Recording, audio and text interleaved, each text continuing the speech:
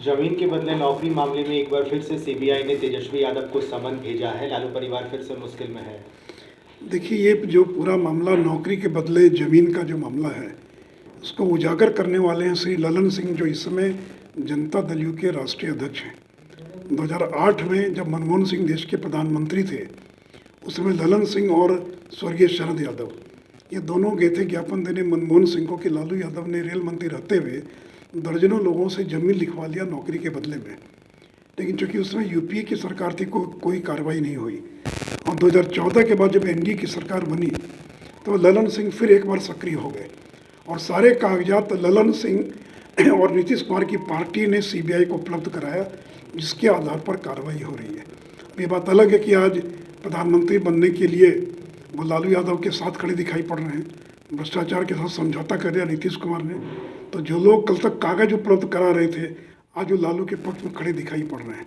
लेकिन देखिए, कानून के हाल बहुत लंबे होते हैं। सीबीआई के पास प्रमाण है, दस्तावेज है, सबूत है। उस सबूत को कोई नकार नहीं सकता है। और केवल एक ही बात का जवाब दे देते तेजस्वी यादव कि हृदयानंद चौधरी कौन है, जो रेलवे कॉम्प्लेक्स जो राजेंद्र नगर का वहाँ के 4th ग्रेड की एम्प्लॉई, जिनको लालू यादव ने रेलवे में नौकरी दी, और उस हृदयानंद चौधरी ने 60 लाख की अपनी ज़मीन गिफ्ट कर दिया हेमा यादव को। तो जो सारे प्रमाण हैं वो बहुत ही पुख्ता प्रमाण है, जिसमें कोई तेजस्वी यादव या उनके परिवार को बचा नहीं सकता है।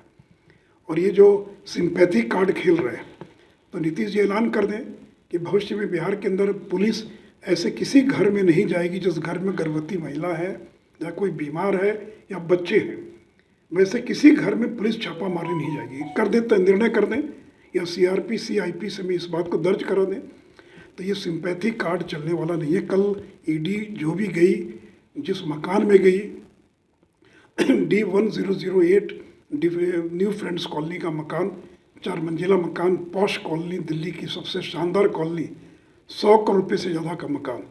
तो तेजस्वी यादव बताएं कि उस मकान के मालिक कैसे बन गए, वो मकान के वो आपका मकान कैसे हो गया, कब से हो गया आपका मकान। तो इन बातों का जवाब देना पड़ेगा आपको। ये सिंपैथी कार्ड देने से काम नहीं चलेगा।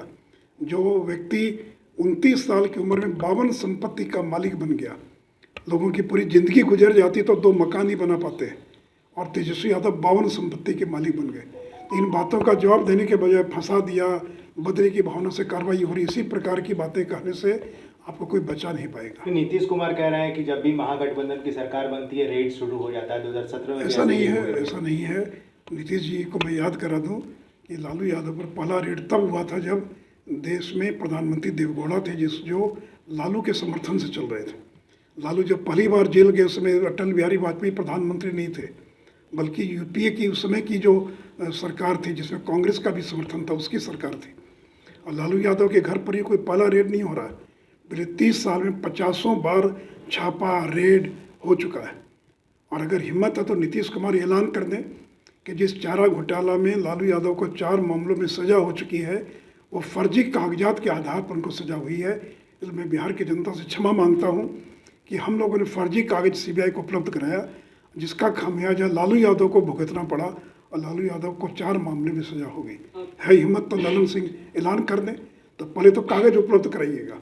और अब प्रधानमंत्री बनने का सपना पूरा करने के लिए भ्रष्टाचार के पक्ष में खड़े दिखाई पड़ रहे हैं। आपने सिंपैथी की बात कही, लेकिन कल देर रात लालू प्रसाद यादव ने सोशल मीडिया पे एक पोस्ट किया जिसमें उन्होंने लिखा कि बीजेपी इतने निम्न स्तर पर जाकर हमसे राजनीतिक लड़ाई लड़ेगी। इसलिए मैंने कहा ना कि नीतीश कुमार ऐलान कर दें कि भविष्य में बिहार के अंदर बिहार की पुलिस किसी भी ऐसे घर में छापामारी नहीं करेगी जिस घर के अंदर बच्चे होंगे, औरतें होंगी, कोई गर्भवती महिला होगी, उस घर में पुलिस नहीं जाएगी।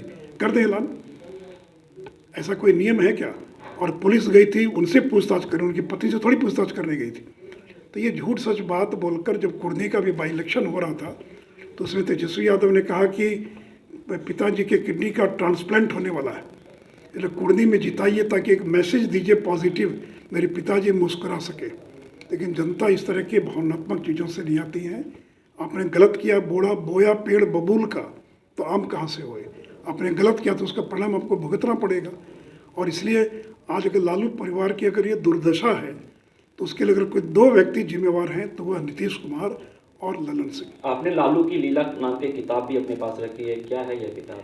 नहीं, ये किताब नहीं है, ये 2017 में मैंने 40 प्रेस कॉन्फ्रेंस करके लालू की संपत्ति का खुलासा किया था, उसी को दस्तावेज के साथ मैंने उस पुस्तक में उसका उल्लेख किया है। और उसी में मैंने हृदयानंद चौधरी और ललन चौधरी का भी उल्लेख किया है, जिस हृदयानंद चौधरी को 3 महीने पहले पुलिस ने गिरफ्तार करके जेल में बंद किया था।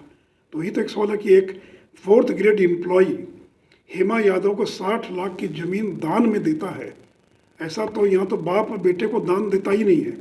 और एक अननोन व्यक्ति, एक अनजान व्यक्ति जो आपके कारण रेलवे का कर्मचारी बना, वो 60 लाख की ज़मीन दान में देता है।